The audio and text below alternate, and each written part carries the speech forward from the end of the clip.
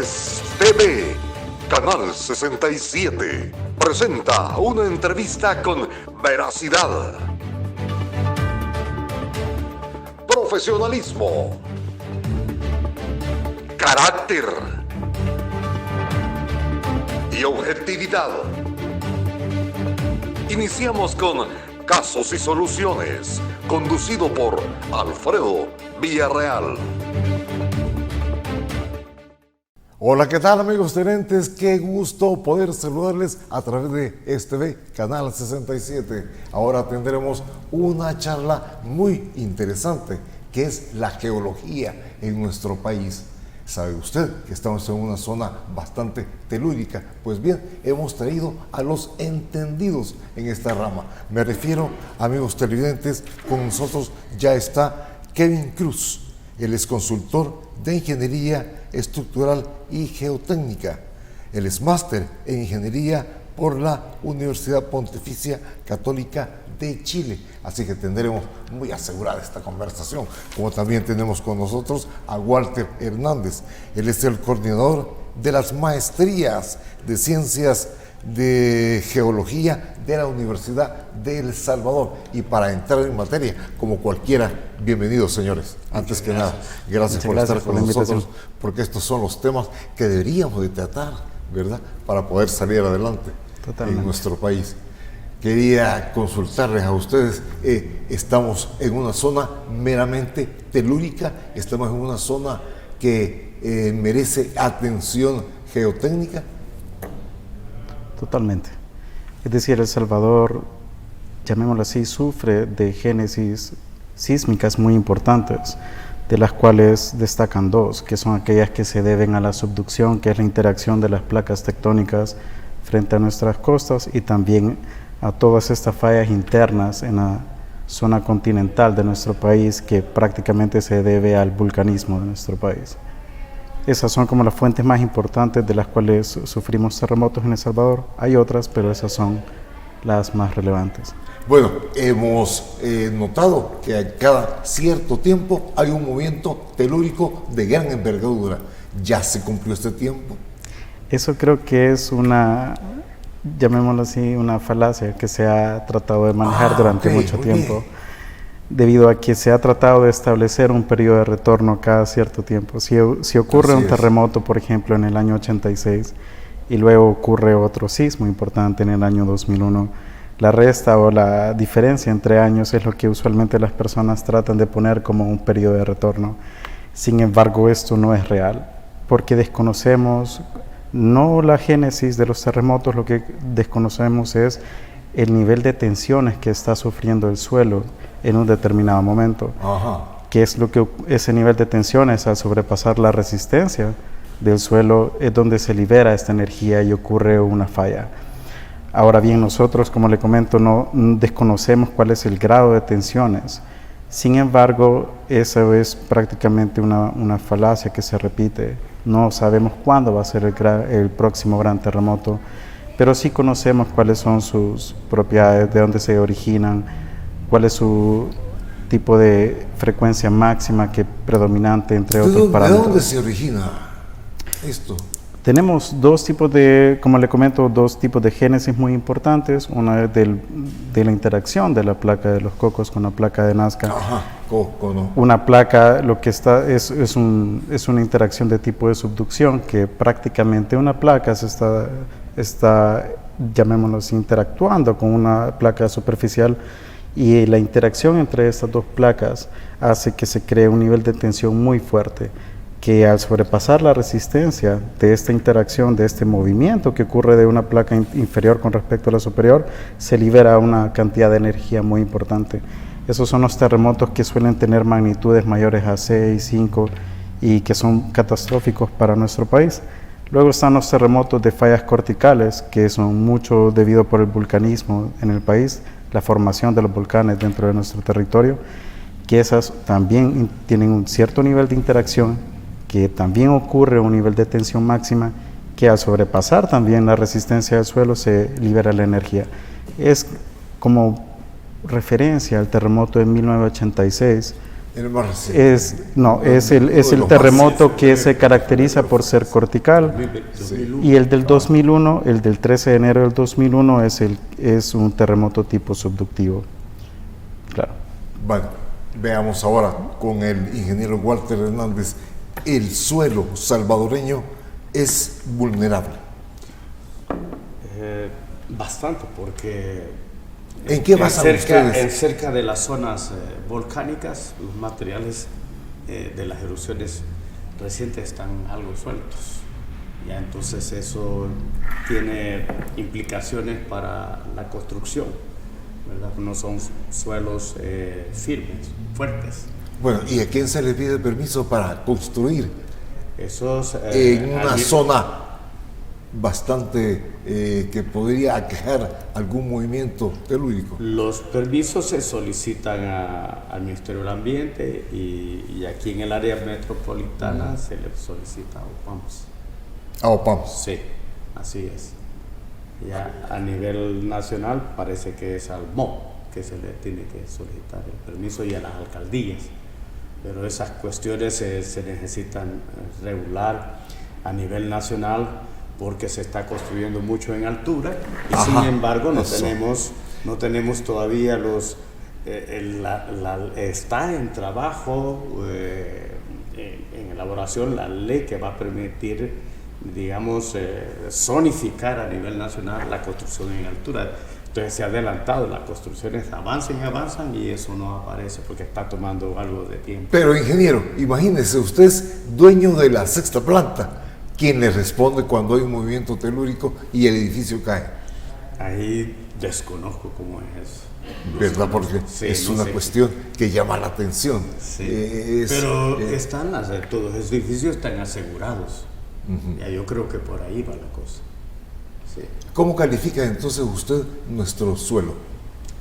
Mire, depende a dónde nos encontremos. Porque si nos encontramos en otras áreas, la parte norte, ahí son otros terrenos más antiguos. Ya, tienen otras características. La sismicidad es menor. Cuando ya llega la onda sísmica, ya llega atenuada. Mientras que por acá llega muy fuerte. Y vuelvo a hacer la misma pregunta que le hacía al ingeniero. Hemos cumplido ya el ciclo como para que haya otro movimiento de gran magnitud. No es que queremos en verdad que suceda, sino que parece que es cíclico. Lo que sucede es que la sismicidad no obedece a estadística, tiene su propia naturaleza de la interacción de lo que es la placa que está subduciendo, la placa del Caribe, y además de otras placas que están ahí interactuando. O sea, no es algo, es algo un poco más complejo. De la noche a la mañana nos podemos llevar una sorpresa. Porque mire, otra cosa es la falla que está entre lo que es el continente de Norteamérica y la placa del Caribe. Allí se da otro proceso distinto al de subducción que nos está afectando, y por eso es que tenemos ahí por donde está esta zona donde San Lorenzo hay recurrentemente sismos. Sí. Hace poco hubo uno, son bastante superficiales, pero hacen daño, tienen poca magnitud y el daño viene a que son muy superficiales. Entonces el radio de influencia de los daños es pequeño. ¿Qué pasó con Santa Elena? El último caso que se dieron en alto riesgo trabajadores. Allí, bueno, esa más que todo obedece a la parte constructiva. Ya, porque hicieron un corte muy vertical del talud y está habiendo trabajos ahí, hay gente trabajando, estos suelos son un poco sueltos y como se pudo ver en el video que se viralizó, eso colapsó. Y eso se pudo haber evitado. ¿Cómo? Haciendo la pendiente del talud un poco más inclinada o haciéndolo con berma, de manera que le quite inestabilidad al talud. Y al final, es eso que se quieren ahorrar de transportar material, les atrasa la obra y encarece la obra, porque tienen que hacer las reparaciones que produjo el colapso del talud. Y hasta gente murió y hay gente detenida. No es agradable estar en una cárcel. No, más con No estos es temas. Entonces, Mire, ingeniero, usted nos ha traído una presentación bastante interesante.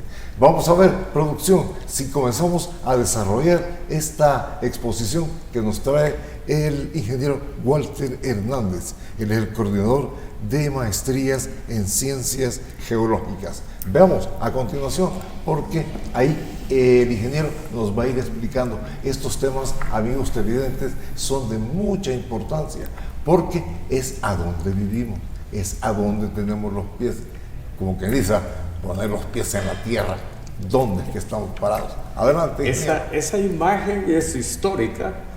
Yo nunca había visto una fotografía a color de las erupciones del volcán de Izalco.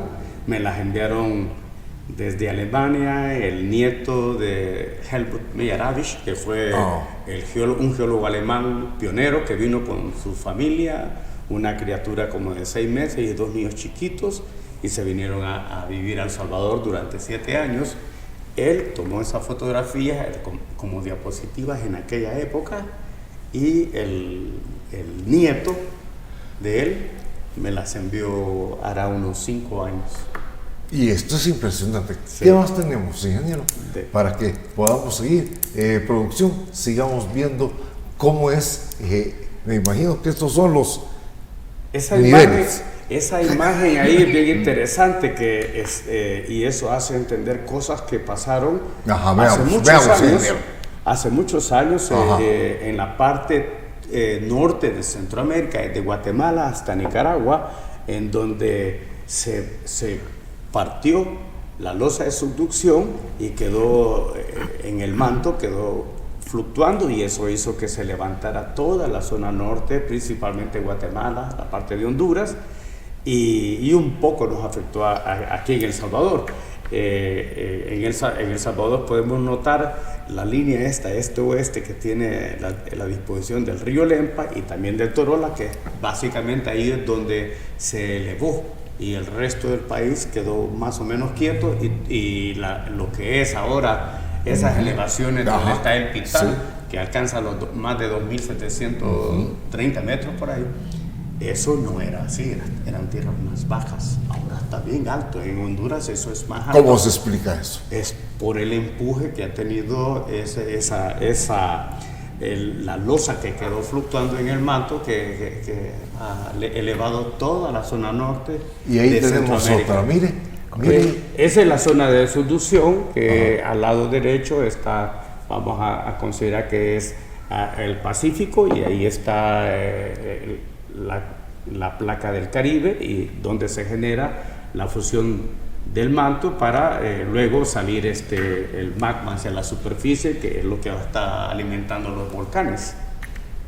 Ingeniero, es cierto que no se pueden predecir, ¿verdad? Pero hay algún indicio, podría haber.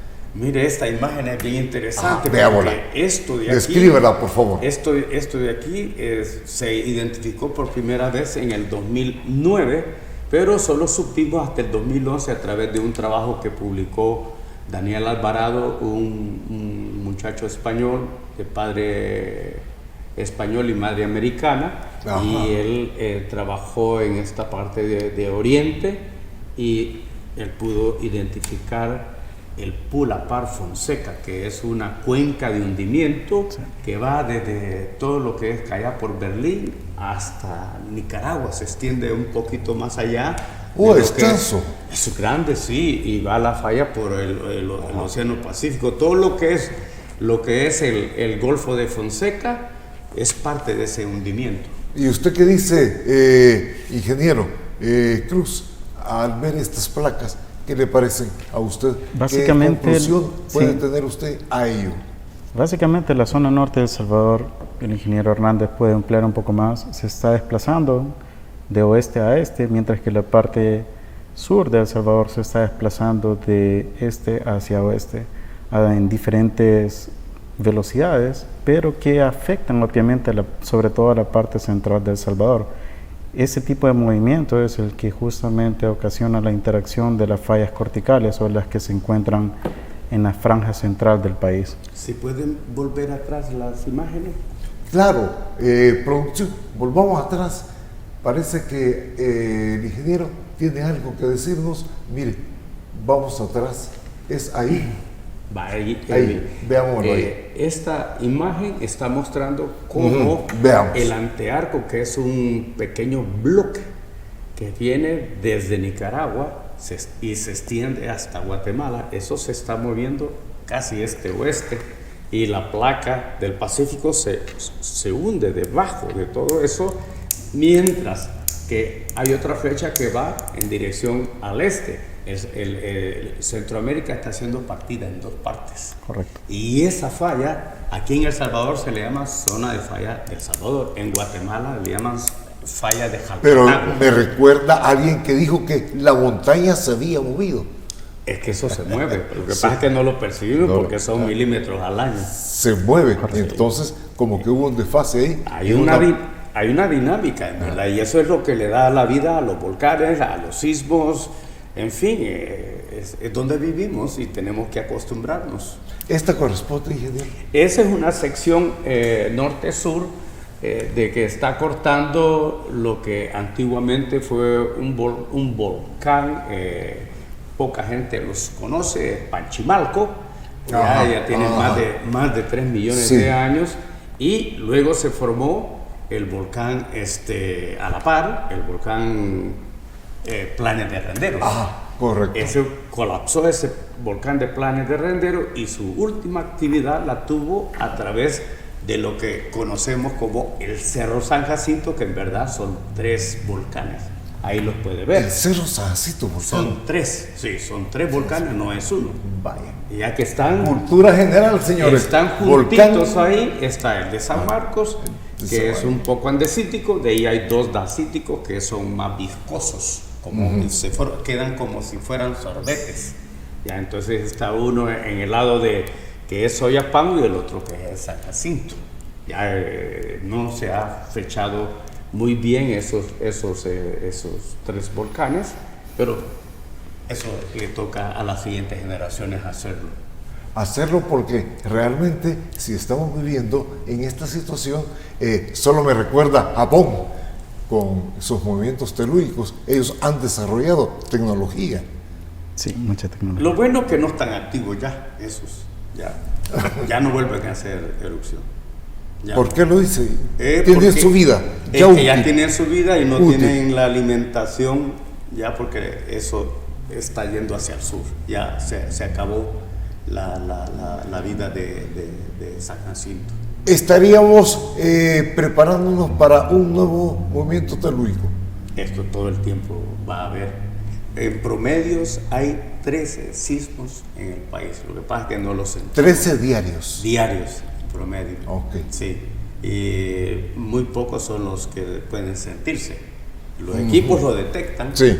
Pero vivimos en este medio así dinámico y debemos acostumbrarnos, y también la gente que se dedica a las obras civiles deben hacer los estudios para hacer las correspondientes obras.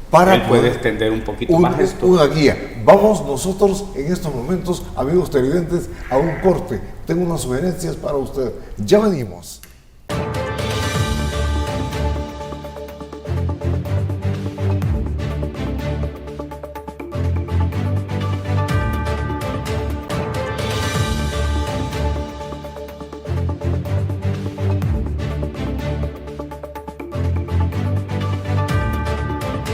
Muy bien, amigos televidentes, continuamos hablando de un tema que llama mucho la atención.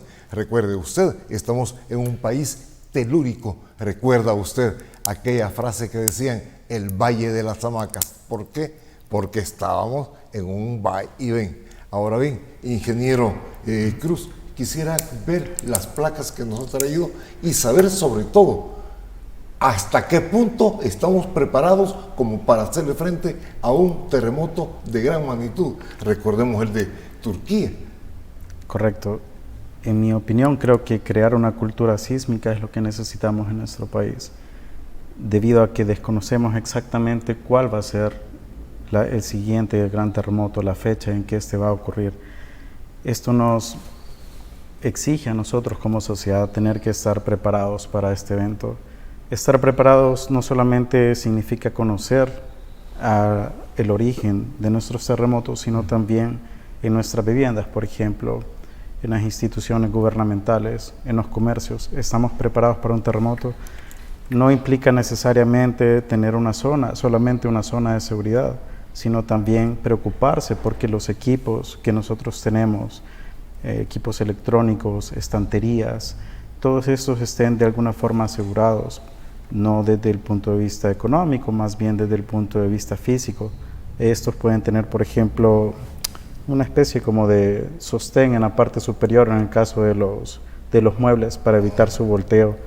En el caso de los equipos electrodomésticos, lo mismo, que eviten de que hayan accidentes durante un terremoto. A ese tipo de preparación nos referimos. En el caso de Japón, por ejemplo, es común utilizar una mochila en donde se tienen una copia de todos los documentos. Sí, se tiene también alimentos básicos que pueden almacenarse durante mucho tiempo, y esto es lo que prácticamente el único, llamémoslo así, bien que interesa tomar cuando hay un terremoto de gran magnitud, de gran intensidad, perdón. Se toma esta mochila prácticamente, ya se puede evacuar la casa. Ahí se encuentra no solamente los documentos, como le mencionaba, sino también hay alimentos, también hay medicamentos que puedan ser requeridos durante una emergencia. A ese tipo de preparación tendríamos que llegar, estar preparados como sociedad, como comunidad, como hogares ante los grandes terremotos. Sería bueno tener comités de emergencia para cada fenómeno natural que se estaría dando. No lo hay.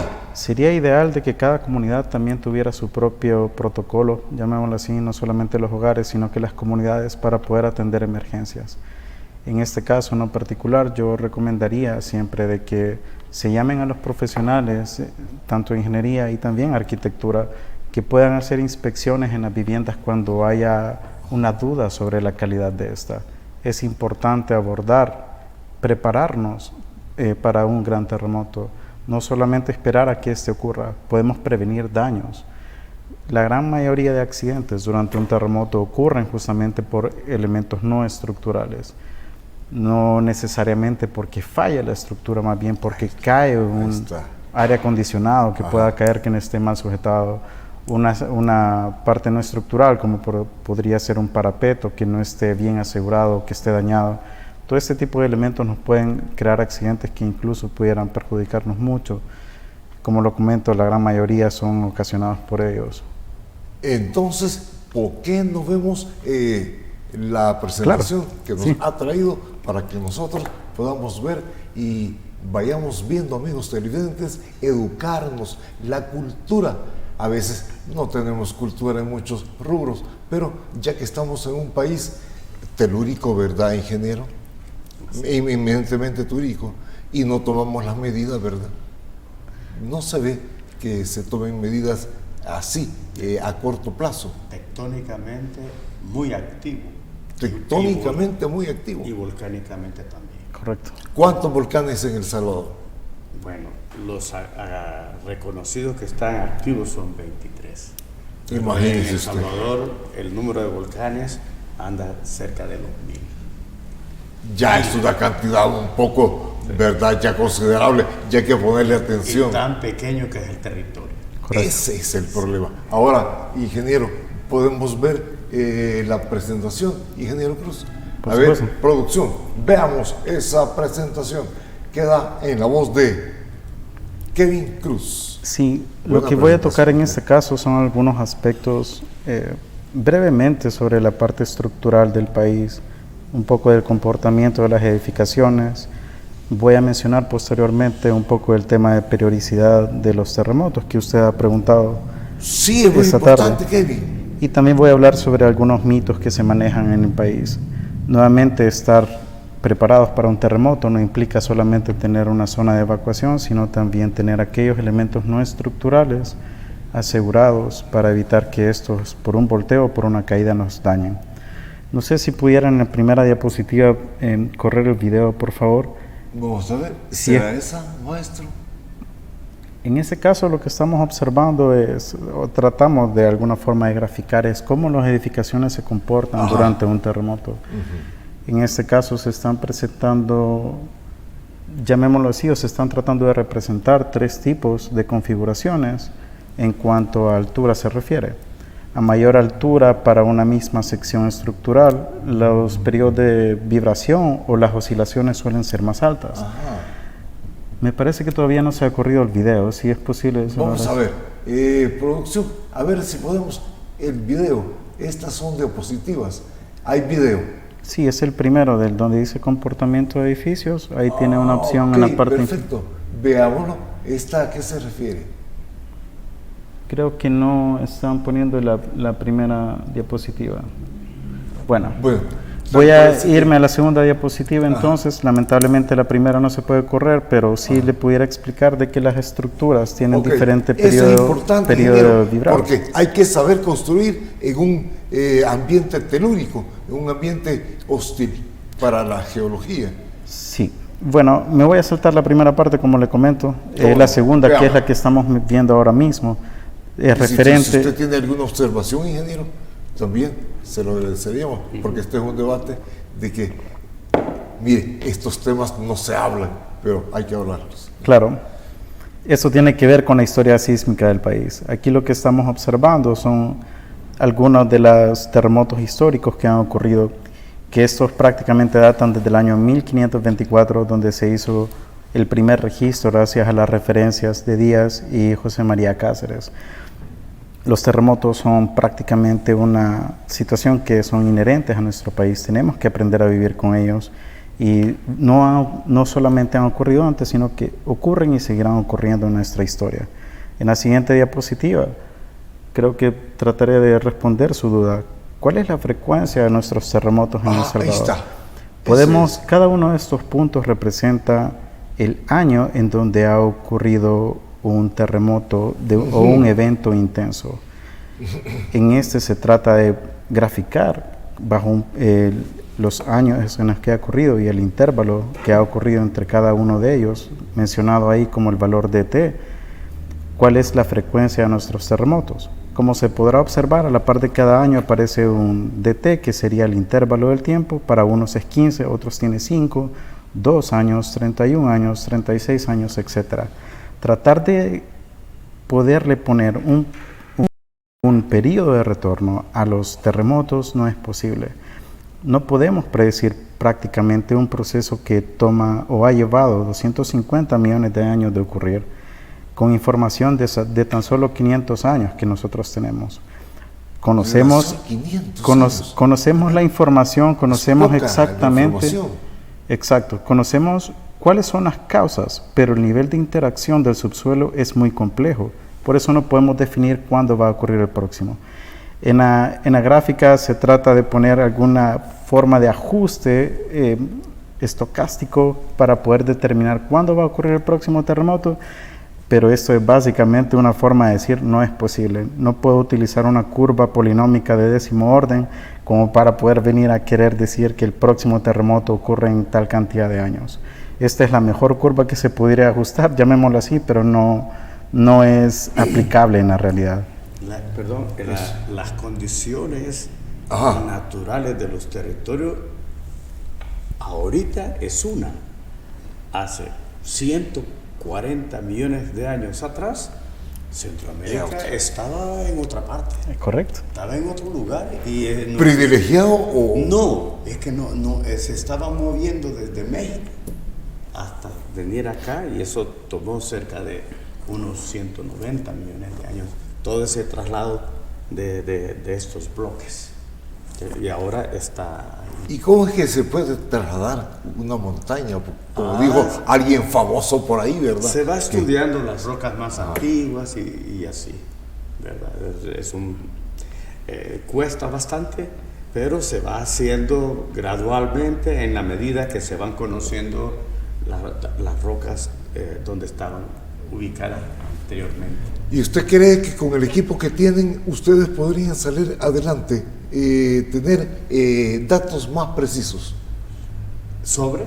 el comportamiento telúrico en Bueno, nuestro país? Porque sí, realmente no vemos dónde están, qué están haciendo. Mire, se tiene GPS distribuidos en el país y eso qué bueno está dando saberlo. la información de a dónde está habiendo mayor traslado Interesante. de los bloques o las fallas que se están activando. Lo que sucede es que el problema es decir cuándo es que eso se va a dar. Correcto. Porque hay una deformación que soporta la corteza y luego rompe. Entonces eso es lo que es difícil predecir. En ningún país del mundo los han predicho, precisamente por eso. Sí. Porque hay unas variables que no conocemos y que están abajo. Esas son las de temor. Y lo que prácticamente en resumen no se puede predecir del próximo gran terremoto. Sabemos que va a ocurrir y entre más tiempo vaya acumulándose energía en el suelo, mayor es la intensidad que se puede llegar a esperar.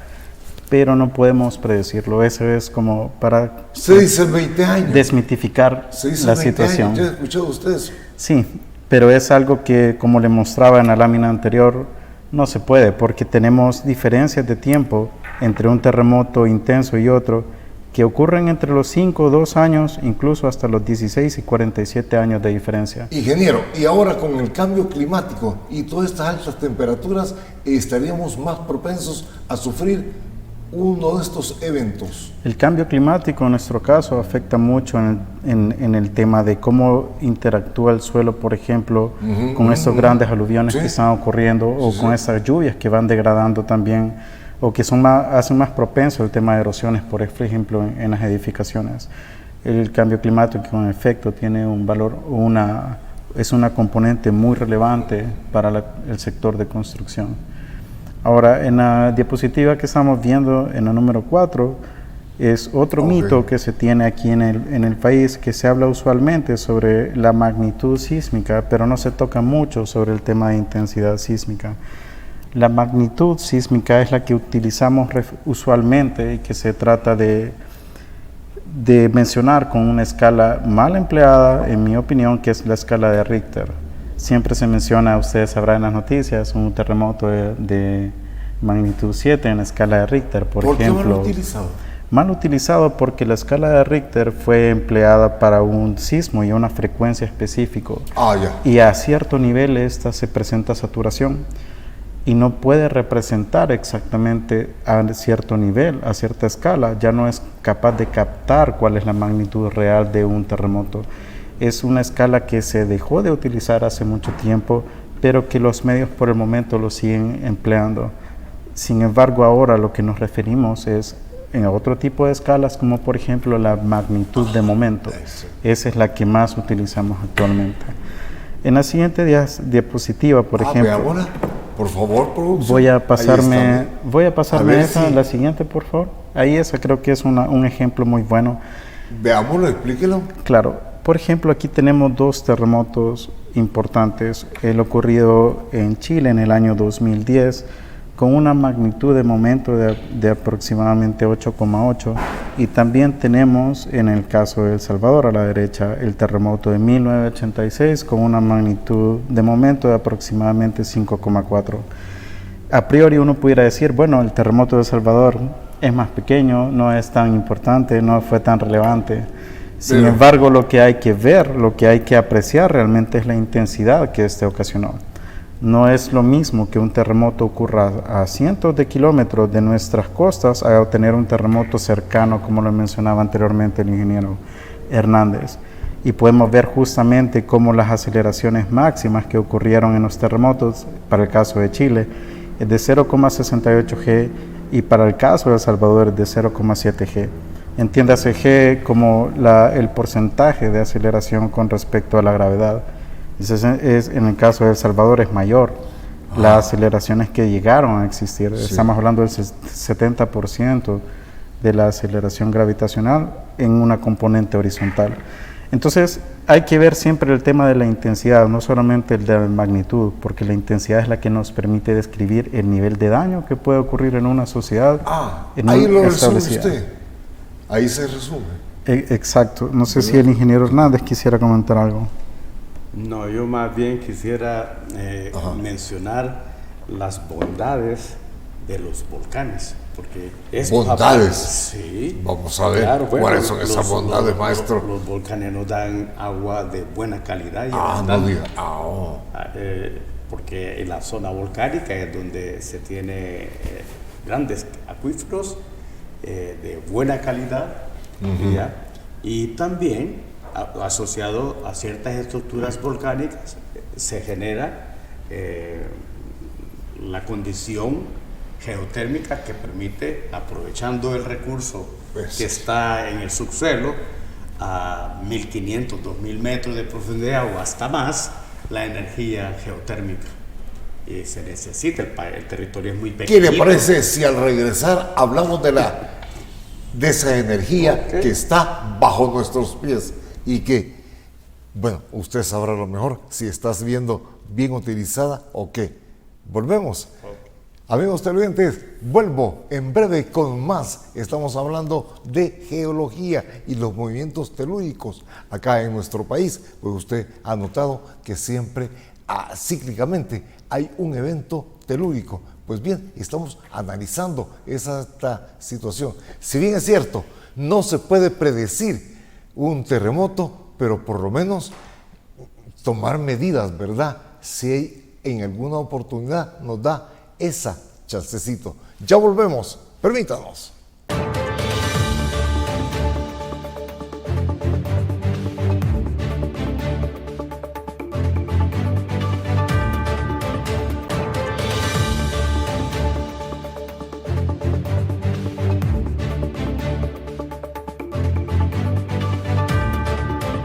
Y estamos conversando ya estos últimos minutitos con dos académicos referente a lo que es la geotermia. Me refiero a Kevin Cruz y también con nosotros Walter Hernández de la Universidad de El Salvador. Y estábamos haciendo un paréntesis mientras usted estaba ahí recogiendo, ¿verdad?, los POCOR para seguir viendo el programa.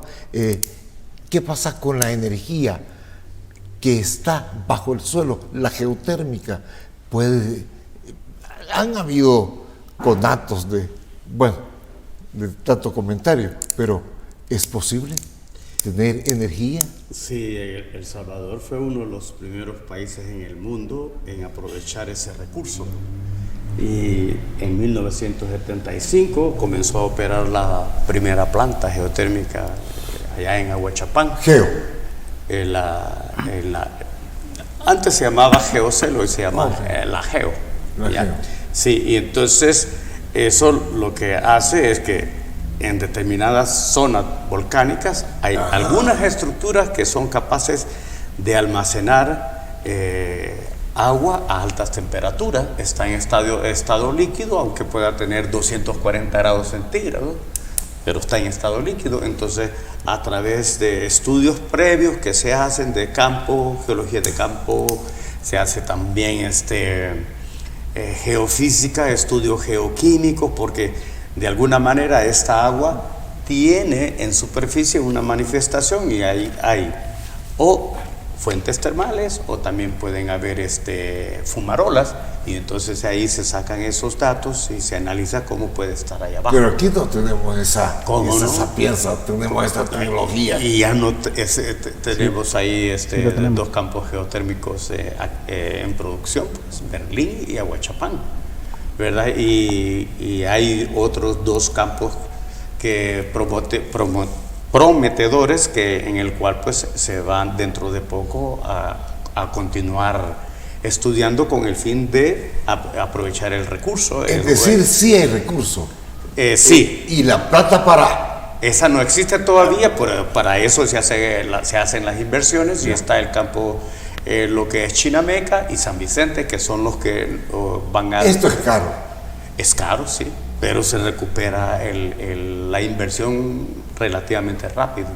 Y es una energía limpia, no contamina, no genera cobertura de territorio como lo hacen los embalses, que queda Sí.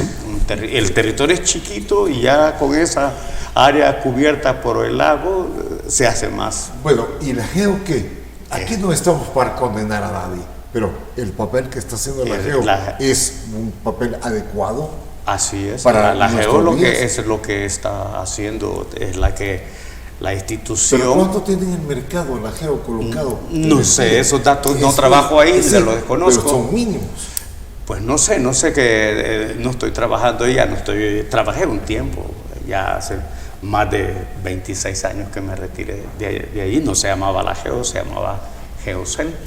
Y ellos siempre han estado trabajando para conocer nuevos lugares para explotación. Ellos están trabajando, por ejemplo, además de Chinameca y San Vicente, que no tienen plantas, pero están comenzando con este lugar de Conchagua, en la zona de allá, un nuevo lugar que están comenzando a estudiar.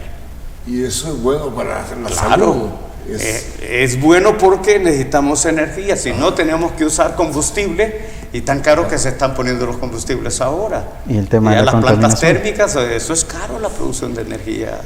Pero térmica. para invertir, es el problema. Bueno, ya se hizo con Aguachapán y se ha hecho con Berlín y está funcionando. Correcto. Ya. Y está funcionando bien, Sí. adecuadamente.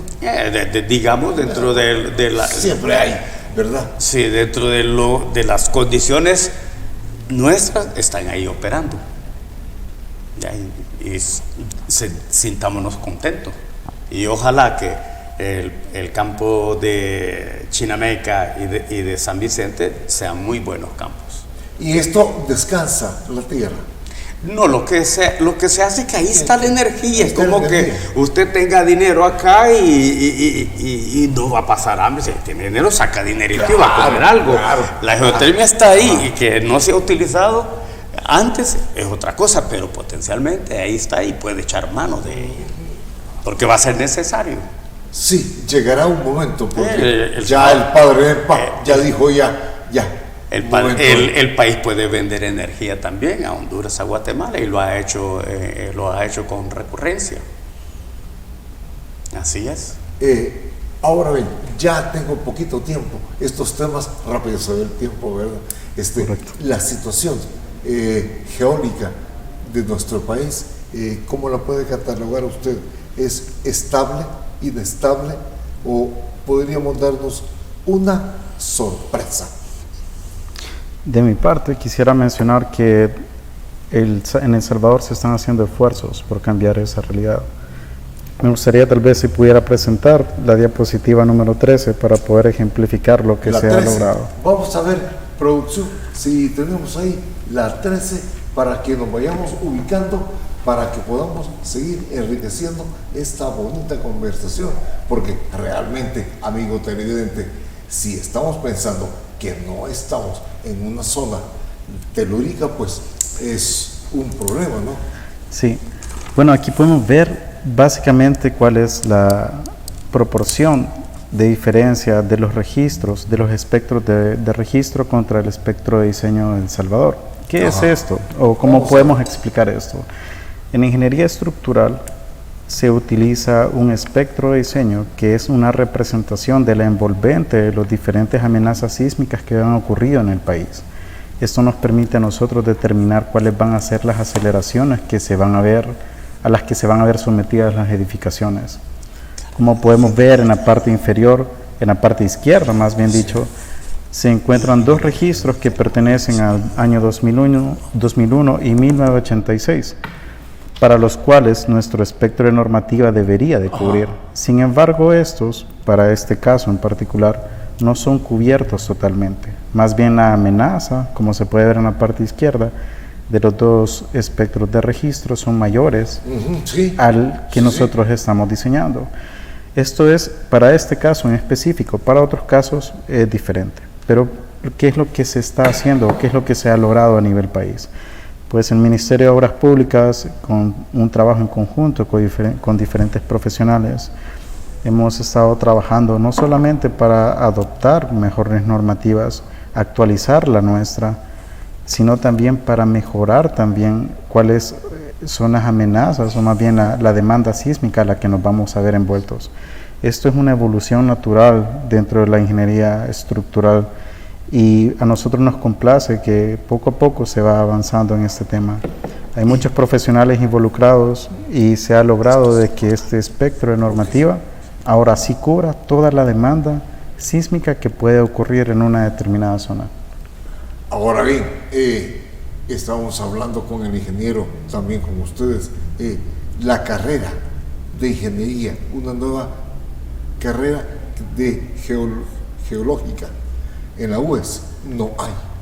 ¿Cómo no? Sí, surgió hace incipiente. 3 años. No, comenzó hace 3 años, en el 2021. ¿Con qué sale? ¿Con qué? Gracias a la cooperación italiana, a través de que se gestionó la Universidad de Palermo y la UES, ahora ya está funcionando, ya llevan 3 años y paralelamente se desarrolló la maestría en Ciencias en Geología, en la cual pues yo estoy trabajando para la preparación de futuros maestros que sirvan para la carrera, además que los geólogos, que algunos que ya están colaborando ya con esa carrera de ingeniería geológica. Eso es caro por los equipos. Sí, es caro. No sí. es así nomás. Sí, es caro, ¿Verdad? sí. ¿Verdad? Porque para tener una clase de estos equipos hay que tener una inversión. Por eso es que sirven las cooperaciones con otros países, ¿verdad? Que ayudan a suplir de equipamiento para que funcione la carrera. Ya. Interesante. Lástima, el tiempo, amigos televidentes, el peor enemigo de estos programas que quedamos siempre debiéndole a la estimada audiencia, porque son temas que realmente deben ocupar en un plan de nación, ¿no le parece? Sí. Que debería estar plasmado. Ojalá que cuando la cooperación italiana finalice, las autoridades de la universidad no dejen que desaparezca nuevamente la carrera, porque la primera cerró en los años 60 y pasó 55 años sin que existiera la carrera de geología, y eso ha sido... Eso es. Y la carrera de geología, quieras o no, está directamente ligada al desarrollo social y económico del país.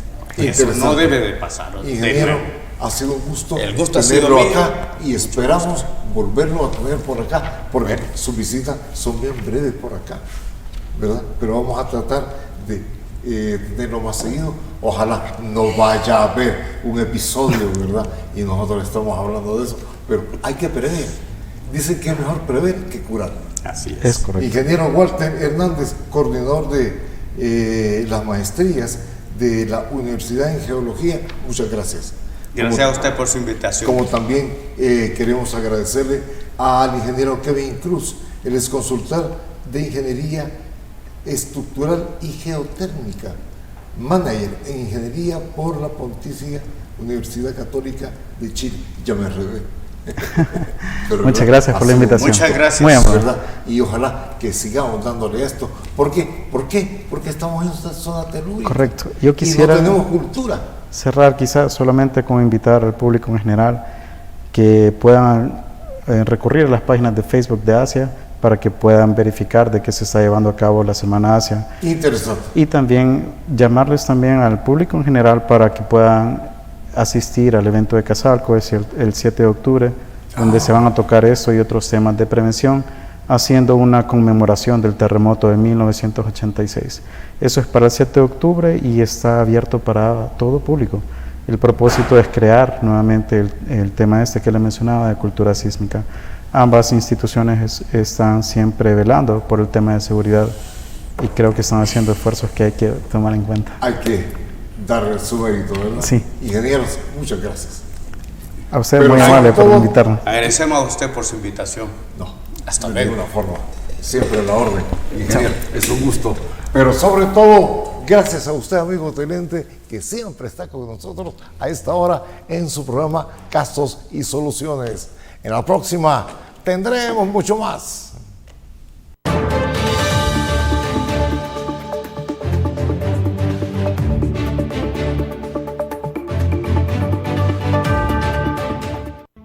Los conceptos vertidos en el programa anterior son responsabilidad directa de quien los emitió. En ningún momento representan la línea editorial de esta estación televisora.